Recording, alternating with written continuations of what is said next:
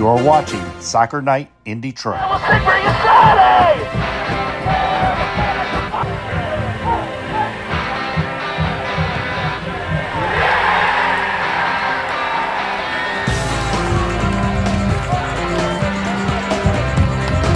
Check, check. Hello, everybody. Here we are at Toledo, where Detroit City just got a massive W. What? Monday with the right foot. It's in the back of the net.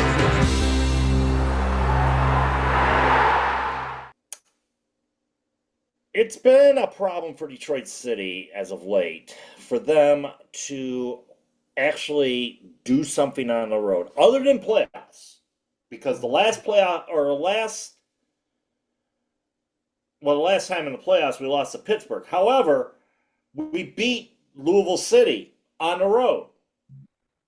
Since the regular season, though, it's been a problem going on. And they were mentioning in the broadcast at least 13 straight for Detroit City since the 2-0 comeback victory against Phoenix Rising almost a year ago. 1 year. And I'm not counting the win against Hartford Athletic in a shootout. Okay. Nor the playoff win in Louisville. I mean, we're talking regular season USL championship games here. Oh, brother. A whole year? Pretty much a whole year. Oh, my God. Yeah. It's been a while. It's been a long while for Detroit City since they managed to salvage 3 points on the road. And from what it looked like early on, they were going to have a hard time salvaging 3 points yet again. Second minute of play here. Looked like a mistake by Detroit City led to this. Albert Deekwa's first goal, his 60th goal in the USL Championship, his 40th goal as a Pittsburgh Riverhound. Yeah, unbelievable. Who would have thunk it? Yeah, and as I mentioned, 2 minutes into the game, and I mean, looking for in the highlight, looked like a ball that was going right into the box, but Detroit tried to clear it out, do the best to clear it out, and they were just so far spread apart. Deekwa was given the barn door wide open to put it in the net. I know. And then it was a harbinger. Detroit was trying to come back after that, but a dagger late in the game. Mistake here by Carlos Herrera opens the barn door again for Albert Deekwa, his second goal of the night. Yeah. It was two mistakes which cost Detroit City tonight. But Chisholm and Bukulum would get the header from Darren Smith and put it in the back of the net, and Detroit City would steal the clean sheet from them by a score of 2-1. But defensive mistakes were pretty much the problem tonight for Detroit City FC, and led to 2 goals by Albert Deekwa. And kind of like how Shukaluk got his brace against us on Tuesday night, Albert Deekwa got his brace against us tonight. Oh, my. That was painful, especially the second goal. You know what I mean? Carlos Herrera trying to protect the ball, going upfield, and ball got intercepted. Goalie was out of the way. First of all, why was Montgomery passing it back to him to begin with? Especially with Deekwa going on the high press. I have no clue. He was just trying to pass it downfield, hoping for something, and then he misread the field, and there was Deekwa, and 2-zip, and good night, Irene. Yeah, at that point, it was good night, Irene. I mean, even though Bukulum got one back in the 92nd minute, second minute of stoppage time, it really didn't matter at that point because, damage had already been done, and Detroit City, I would say poop the bed, to make it, family friendly, but still, the stats again tell you the opposite of what went wrong on tonight. Detroit Yeah. City, 19 shots, 4 on target, 21 touches in the box. Mhm. But here we go again. 2 mistakes Oh that my. cost us. And we had so many chances. I mean, you look at the shots on target, 4 of them. Did they even make an attempt to put it in the box? I mean, I got some examples here where they, tried to put it in the box, but it was to no avail. Hmm. So let's Yeah. go here to let's see here. Late in the first half, Aiden Stanley on the corner kick Yeah. for Detroit City Hmm. puts one in the box, gets popped right out, Oh. and then goes for another corner kick for Detroit City FC, in which Kobe Hernandez Foster would be the man who would take the kick there. It was just, anytime they get something going on into the box, Detroit Yeah. City, it seemed to fall dead on its dead on arrival I on know. both times. And we're looking at the sequence now that was late in the first half for Detroit City FC. Hmm. Um, Kobe's about ready here to tee this one off, Hmm. and puts it into the mixer, and this one Hmm. would end up on the other side of the pitch. Oh, brother. It's examples like this that it seems like a game that couldn't shoot straight. Kobe again, this one from way downtown Hmm. doesn't you know doesn't do much of anything there. Another opportunity there, second bit of stoppage time. Great. I don't know how you can say great save on that one. Just another missed opportunity there. Another corner kick with 2 minutes of stoppage time here. Uh-huh. Dead on arrival, and it was and they would try to set things up again, Hmm.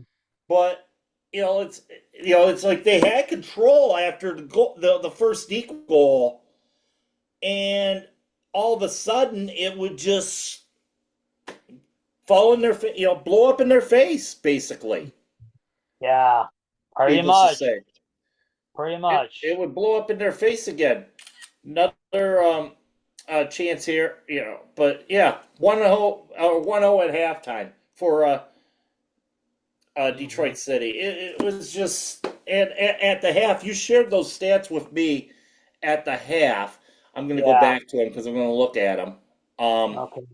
so at that point, we were at 66% possession, Hmm. and we had 4 shots, 1 on target, 4 touches in the box. Yeah. So, like the first few minutes of the match, at that point it was 7-2-8 for Pittsburgh with only 34% possession. I know.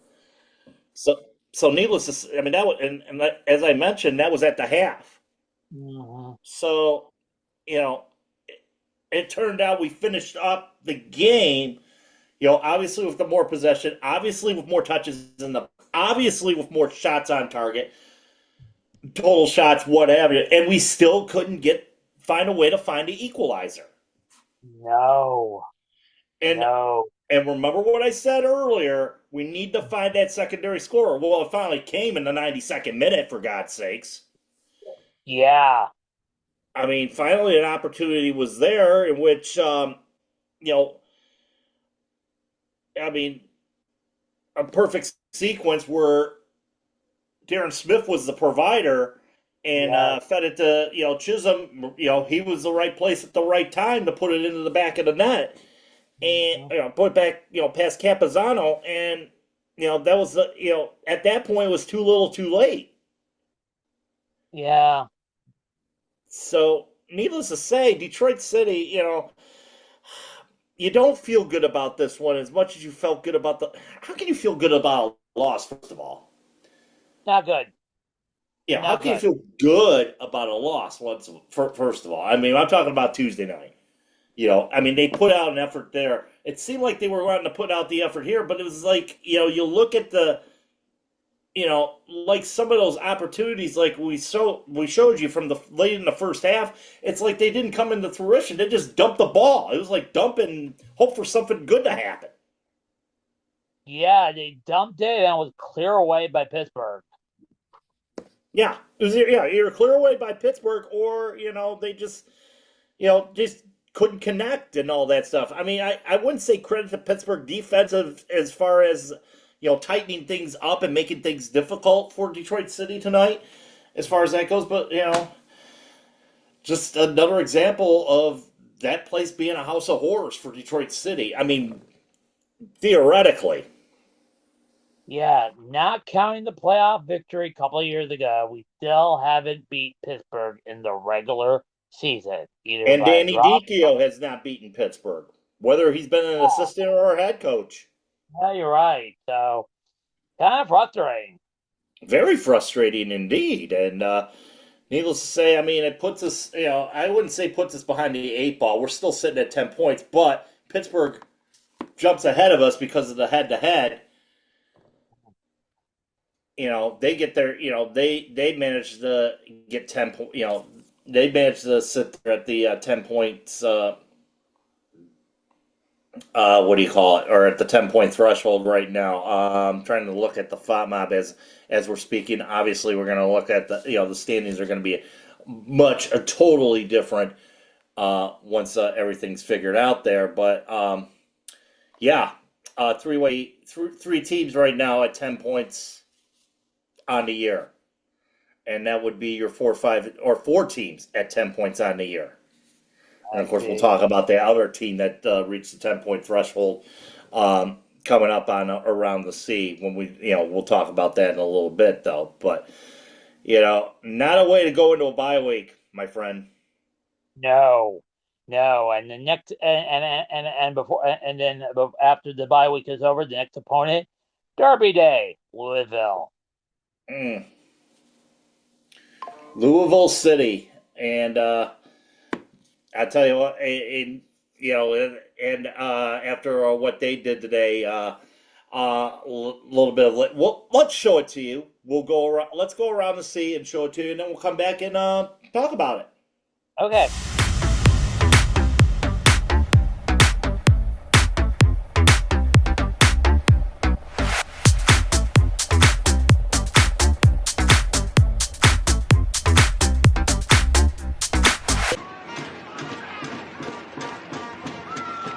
In-swinger from Messer, one at the near post and flicked along and in.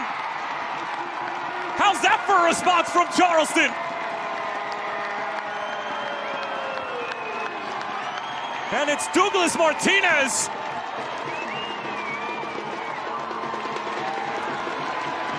Bringing Patriots Point to their feet, and the game is very much back on for the crucial goal. Now, this was the minute that Tampa Bay got their winner. Niang hoping for deja vu. Wilson cuts inside, and he has produced the winner.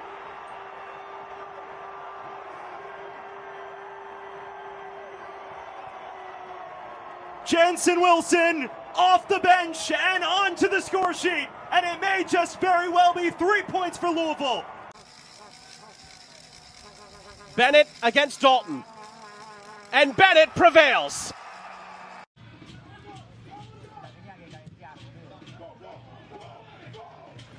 Sacco has Charlie Dennis. Sacco alluding to, let's it rip. Room the first stop, not the second one.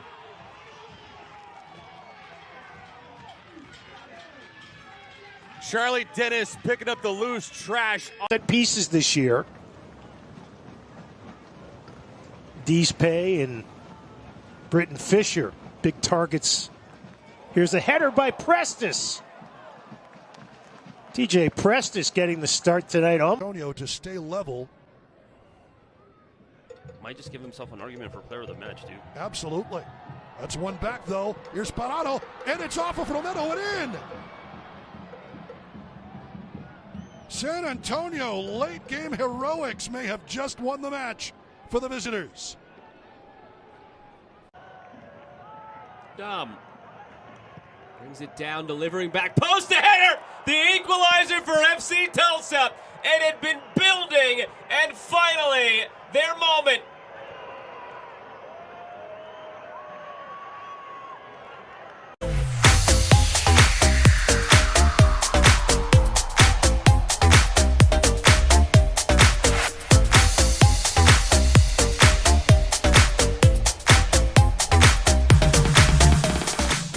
So, Louisville ends up winning in the last minute again. Against Sporting Jack. Yeah. Now, Jansen Wilson, not Peter Wilson, Jansen Wilson, nearly at the death, got it for Lou City, and that is how they won against Brooklyn. If I remember correctly, they waited till late to win against Brooklyn. Same thing Tampa Bay did a week ago down at Jacksonville, a win in the last minute. It's like, or no, a couple weeks ago before they played us. I'm sorry, but a couple weeks ago before they played us. I mean, at least we got we buried the hatchet early on. I know. Needless to say there. And but yeah, a big but you get to that Charleston Battery Tampa Bay game, Tampa Bay both coming late, Cruz in the 79th, and then Martinez with the goal in the or Douglas Martinez in the 81st minute. So 2 minutes from each other, back-to-back goals. That ends up in a 1-1 draw. So Tampa Bay dropping points for the second week in a row, which means the top spot has been now flip-flopped between Lou City and Tampa Bay at that point. And then a wild finish over in Tulsa, 90th minute. Also from the death. Oh, well, 90th minute of play. Jorge Hernandez gets the goal to give San Antonio the victory. So not really at the death, but in the 90th minute, I mean the last minute of actual time. And Pirano with the victory in El Paso. El Paso no longer undefeated. Oh my! So yeah, no longer undefeated for El Paso Locomotive there, and Tampa Bay's the only undefeated team now in USL Championship at this point. Yeah, and I saw the last 15 minutes of that game. That was a humdinger. Tampa Bay scored to lead 1-0, and then Charlton came back with their own goal and ended up with a 1-1 draw. So yeah, another good game as advertised. One of the top, one of the big four that we highlighted today. Like that El Paso game is another one that's pretty good. Another game. This is already in progress, but we'll have the highlights there. I mean, Oakland went up 1-0, but thanks to a goal by Wolfgang Prentice. That would be his. Let's see. Yeah, that'd be his fourth of the year. As a matter of fact, that'd be his fourth for the year. As a matter of fact, and incidentally, I was looking at the Golden Boot standings, and oh my God, Albert Dekai caught up to Darren Smith, but other players have also caught up to. It's like a 5-way tie after the week is almost over. So yeah. But the thing is, that Darren did get an assist tonight. That's very on the Abukulum goal. Yeah. And going back to Roots game though, they just did get a red card in the 4th minute of stoppage time in the first half. Neville Hackashaw got a red in that one. So now they're going to play with 10 men the rest of the night in Oakland. Oh my! It's going to be interesting to see how that. Well, how that score will turn out. It's going to be let's just say that. How that score turns out, but as I mentioned, as we're recording right now. But needless to say, definitely a weird but wild night in the USL Championship right now. But now we go on a break. We get a Yeah, little sabbatical, yeah, little because chance almost all, to mend some limbs, shall we say? yeah, they need the rest after, playing the first 7 weeks and playing The 3 times. first they played 9 games already. All 9 of their games have come in an eight, have come in like 8 day spans or 8 day spans. They play like 3 for 1 week in one 8 day span. They play 3 for another week in an 8 day span. They played 3 this week in an 8 day span. Yeah, I know. I mean, grant you, I mean, we were there. We talked to Danny on Tuesday, and he said he loves playing in the cup games and all that stuff. He loves it. He loves the congestion. He kind of likes the congestion. It helps him prepare enough. But tonight, you know, we're seeing. I wouldn't say it was the worst Pittsburgh performance that we had, but still, a It was a couple of lot better mistakes than killed us again. You're right. We played a much better game than the one last year in Pittsburgh. But yeah, the mistake killed us. Yeah, once again, and we've been crediting our defenders for the last month or so, and they've helped us, especially at Keyworth Stadium. But the thing is, now we have a problem with winning on the road that we have to deal with. And I mentioned this earlier, the fact that it's been a long while here. I'm gonna go, now I'm very determined to backtrack on this one to find out when our actual last road victory really was. So we're Playoffs. going back. It's been a while here. So let's see here. So we got a loss against Pittsburgh, got a loss against Indy 11, we got a draw against Rhode Island, not counting the playoffs, draw against Tampa Bay, draw against Charleston. Um, let's see, a ass whipping in New Mexico.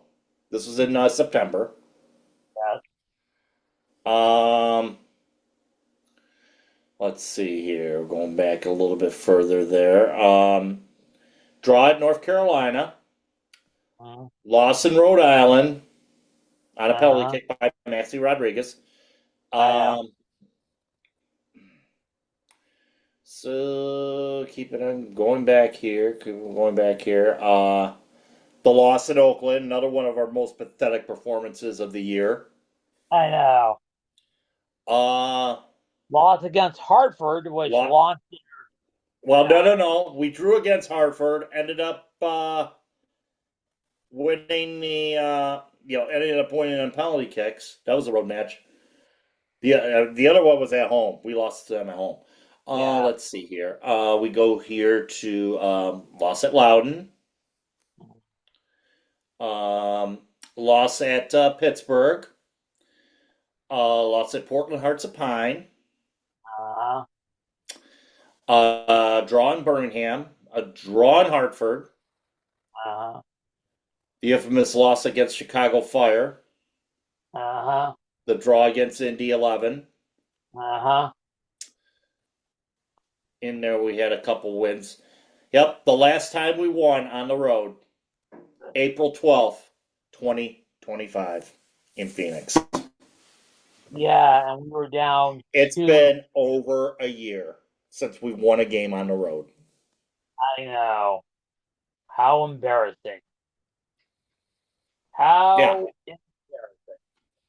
Yeah, and amongst those results on the road, I have 1, 2. Let's see here. 3. Let me see here. 3, 4, 5 5 draws. Not good. 5 draws in that. 6 draws in that time span. Forgot about the Not one in good. Rhode Island a couple weeks back. Not that good. 6 draws in that time span. Oh, brother. So, yep. The thing is, what makes you an elite team is winning on the road. I agree. Makes you a pretty good team is drawing on the road. Uh-huh. And right now, we're not the elite team. No. I don't know if he can even. Well, I don't know if he. But you got to be dominant at home, in which we've been dominant at home. Mm-hmm. At least so far this year. Mm-hmm. Keyworth has been the, shall we say, the fortress that Danny DiCio wants. Yes. So at this point, right now, I think, it's safe to say now. I mean, you got this home game coming up in a couple weeks. You got some bodies that have to heal up. Obviously, I noticed in that lineup tonight, we had no Maxey, we had no Alex DeLue. He was not in the lineup tonight. Reese Williams came back into the lineup tonight. Bielo Bede was a part of the lineup tonight. So let's see. He had no Maxi Rodriguez, no Alex DeLue, no Preston Tabor Ataka. Obviously, no Michael Bryant. Yeah, I know. Or Ben Moore. And no Ben Morris. I mean, Ben Morris has been out most of the year, and so is Michael Bryant for the most part as well. But having at least, is it a different team without Maxi Rodriguez out there, or I didn't really see the difference between Tuesday and tonight as far as that goes. To be honest with you, kind of different. Because they were, because I had people asking, well, we're a totally different team if Maxi's out there and all that stuff. And having him out there is nice, but having him out there for 21 minutes is not good either. No. Before the hamstring bug came up. Yeah. Yeah. Having him out there for 21 minutes is not good. Or 20 some odd minutes, 20 some odd minutes. It's not good. I know. And I'm not sure what the deal was with DeLue tonight as far as that goes. Maybe it was because he played so many minutes in the last 2 weeks, they needed to give him a rest. I know. But I think he could have been a help out there if he was in the lineup. Yeah. I really thought so. But it ends up being the fact that, this lineup that was totally, shall we say, rotated as opposed to what we saw on Tuesday night over at Keyworth. So you had Real Hope Gunn in the lineup instead of Colin Montgomery starting the game. So Montgomery started as a sub. Yeah, exactly. He started as a sub. So you had that. You had Connor Rutz in the lineup. When was the last time Connor Rutz has started a game? 6 months ago? 6 or 8 months ago? Probably so. Yeah, he hasn't started a game yet this year. So you had him in the lineup. Yamazaki, I think they moved him up to a wingback instead of his normal position to bring Aiden Stanley into the lineup. He was kind of decent tonight. Oh yeah, Yamazaki's been playing some great ball as of late. Especially Yep. last week and on Cup Day on Tuesday. Yeah. So, and then Herrera gives up the bad. Obviously gave up the bad goal after the how do you call it? The interception or whatever, or not whatever it was, whatever mess was occurring when Deco scored his second goal in the 82nd minute. It's just the fact that, you're playing a heavily rotated lineup tonight, and it did not, like I said, it was worse than what we saw on Tuesday night. Much worse. Oh. And it seemed like we started to come back after the goal, but then again, we gave up that second goal late. It could have been an equalizer for Detroit City had it not been for that mistake. Yeah, right. I agree. So I know. you sound disappointed, sir. Yeah, it was a bad game tonight, and I have to apologize. I just got home. Well, as we record this, I'm watching Coachella a little bit. I am listening, by the way. I'm a good listener. I'm a good listener, but tonight was not one of those good nights. No. Now, where do we go from here? We don't know. We'll see what happens in 2 weeks against Louisville on Derby Day. Yeah, and they, and this is a team. I mean, they've had one loss at home on their, they lost to Charleston Battery. Mm-hmm. They're out for a little bit of revenge themselves because this is the team that knocked them out. 6 months ago, we took them out, literally. Yep, this is the team that knocked them out, and they beat us last year here at Keyworth. Uh-huh. So, Do you and this is the first of 4. 4. 3 regular 3 in the regular games. season, 1 in the Tire Cup.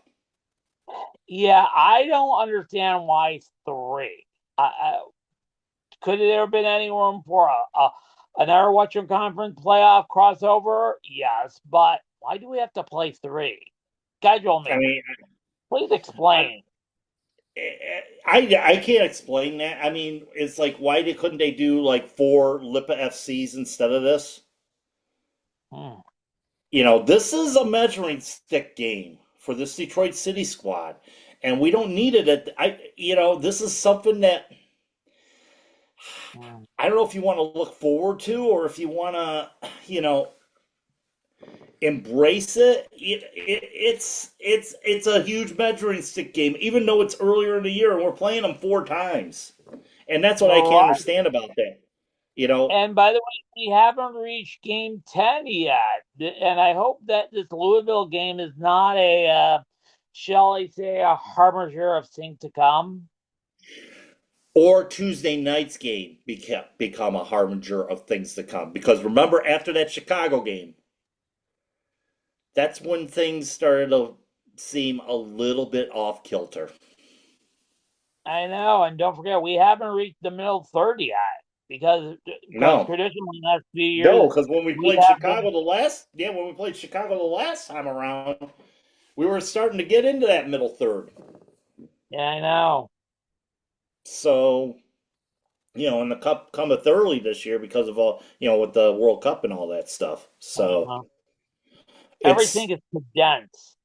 Yeah, exactly. And now we're facing a big game in 2 weeks. So, but the thing is, rest up, get ready. Let's go hard at it. In a couple weeks. So, but yeah, you're right. Needless to say, next week we're going to sit out because the Tire Cup, the Predict Tire Cup, is happening next week. We sit out. We are not going to play until May against Forward Madison. So we'll relax. Yep. And our next game is May 2nd, Derby Day at Keyworth, Louisville City versus Detroit City. The first of 4 meetings against the defending Players Shield winners in the USL.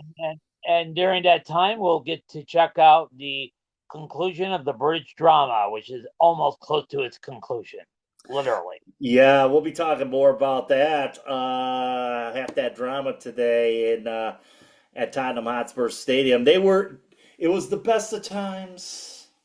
It was the worst of times. They were just minutes away from getting important 3 points until that and late then goal. What happened?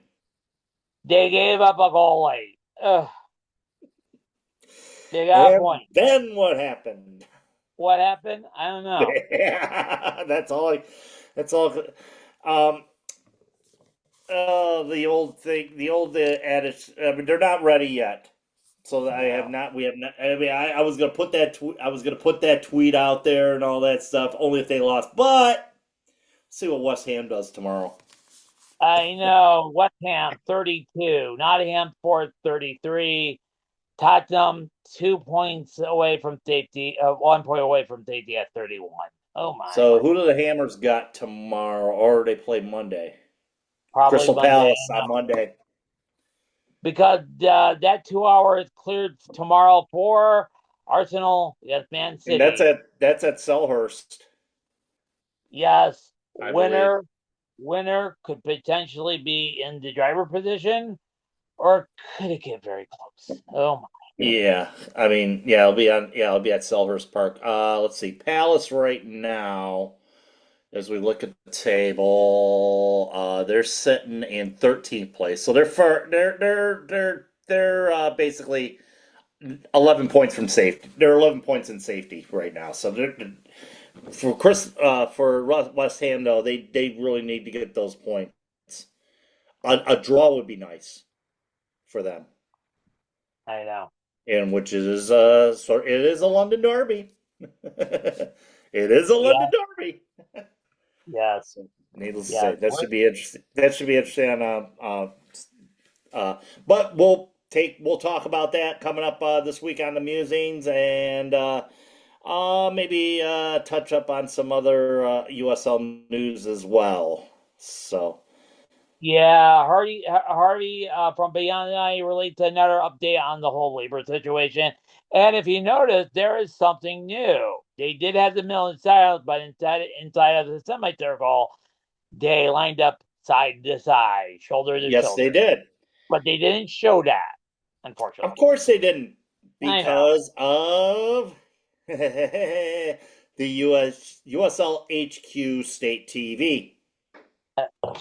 I know. And you mentioned Oh, that they USL didn't. HQ Pravda. Yeah, but you did mention they didn't show the Steel Army banner supporting the players, and I didn't. And I'm trying to reach out to the Steel Army. Hopefully, we'll have that picture on Wednesday's edition of the musings. Hopefully, we'll have that picture. Hopefully, if they can provide it to us, that'd be great. I appreciate them for doing that. As I mentioned, because when they were going to show the band, they were showing pictures of the fans. There was the little glimpse of the banner that was being, and they were saying stuff. They were talking about the capos were talking about the negotiate, or we're talking about player solidarity, not player solidarity, players' rights and all that stuff. And the banner was right there to show a picture of a couple fans. They saw that banner creep closer. Boom, camera shot done. Wow. Move to the next section. That's why I said USL HQ State TV or USL HQ Pravda. Brother. Yeah. Yep. Just like last year in Tulsa. I know. Just like last year in Tulsa.